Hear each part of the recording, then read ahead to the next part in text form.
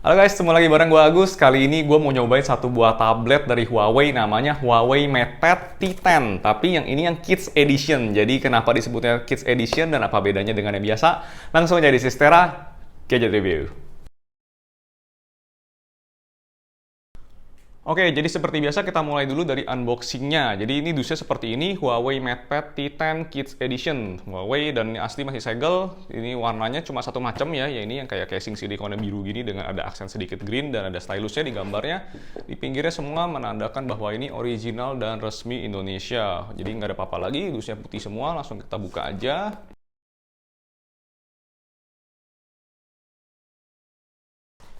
Oke, langsung kelihatan tuh warnanya lucu banget ya, cute banget. Ini jadi tablet Huawei T10-nya. Kita pinggirin dulu.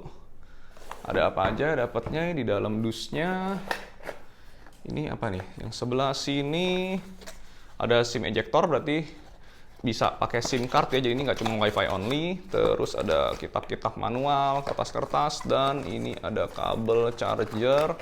Lumayan nih buat harga segini murah meriah masih dapat charger, nggak kayak yang mahal-mahal tuh. Chargernya dapat A2C colokannya, jadi udah Type C, dan masih dapat kepala adaptor nih. Adaptornya berapa watt sih? 5 watt ya.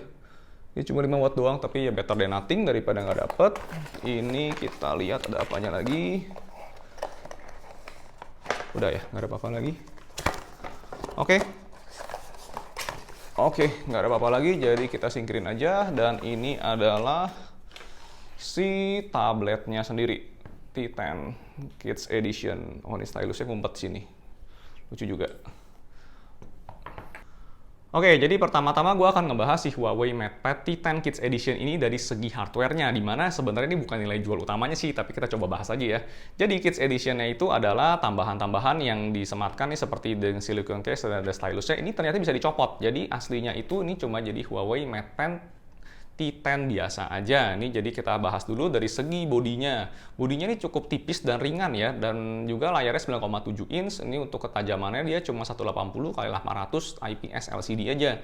Jadi bukan yang terbaik dan bukan yang tertajam, tapi buat anak kita main cukup oke lah gitu, lumayan kan. Bobotnya juga cukup ringan surprisingly, dan kalau dibilang bezelnya udah agak ketinggalan zaman, mungkin ya memang sedikit lebih tebel ya gitu daripada biasanya. Terus di bagian sini juga dia kamera di tengah, dengan berarti modelnya buat emang diberdiriin gini horizontal, dan ini cuma 2 megapiksel aja untuk kamera selfie, dan untuk belakangnya kamera utamanya 5 megapiksel.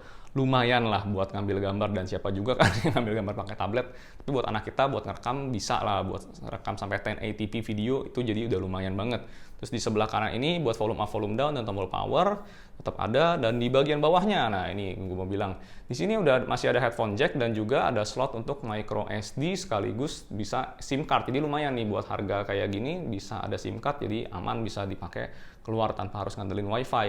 Dan sini ada charger untuk USB-C dengan bawaan chargernya itu dapat adaptor 5 watt aja, tapi nggak apa-apa, yang penting ada daripada nggak ada. Dan ini 5 watt di sini lucu, jadi kayak Huawei mengamankan memberi satu fitur keamanan, dimana kalau lagi dicas si tablet ini nggak bisa dimainin. Mungkin biar anak kita juga ngerem kali ya, kalau ngecas jangan main dulu gitu. Dan ini ada speakernya di atas bawah. Jadi dari segi desain ini biasa aja. Kalau kita bilang misalnya di bagian hardware-nya, ini juga buat internalnya nih. Dalamannya dia menggunakan Kirin 710, dan ini bukan chipset yang paling kenceng, ini kayak chipset buat medium aja sih. Huawei menggunakan digabung dengan si memori internal 32 GB, tapi tadi bisa digedein pakai micro SD, dan juga untuk RAM-nya 2 GB aja. Jadi untuk spesifikasinya biasa aja, dan mungkin kalau buat anak-anak sih cukup, tapi buat orang gede mungkin bisa pertimbangin tablet lain yang lebih kenceng ya dengan harga segitu. Tapi kembali lagi, itu bukan nilai jual utamanya. Nilai jual utamanya itu adalah Kids Edition-nya. Nah, di mana yang langsung kelihatan kasat mata adalah desain dari casingnya sendiri. Casingnya ini kalian dapat silikon, dan juga warnanya ini udah pasti dapatnya yang biru dengan ada handle warna green kayak gini. Nah, ini casing silikonnya cukup tebal, dan ini enak banget, bahannya halus gitu, karet, dan katanya sih food grade. Jadi aman buat kalau anak kita yang masih kecil banget dan suka gigit-gigit, jadi nggak bakal beracun. Dan juga di sini aman ya kalau misalnya yang anaknya agak brutal gitu kan, jeduk-jeduk gitu. Jadi masih aman banget, lumayan buat melindungi tanpa kalian harus repot-repot cari casing, apalagi yang kualitasnya premium kayak gini. Dan udah ada bawaan stylusnya. Stylusnya sini pun udah diikat tali kayak gini, dan ada tempat buat taruhnya, jadi aman, nggak bakalan hilang. Dari kalau kalian yang suka nyari-nyari stylus gini, nggak bakalan dah, anaknya pasti betah deh main kayak gini kan. Terus yang gue mau bahas di sini juga, gue suka ada pegangan kayak gini. Ini pegangannya cukup nyaman juga, bikin kayak anak-anak kita betah lah bawa-bawa koper ya.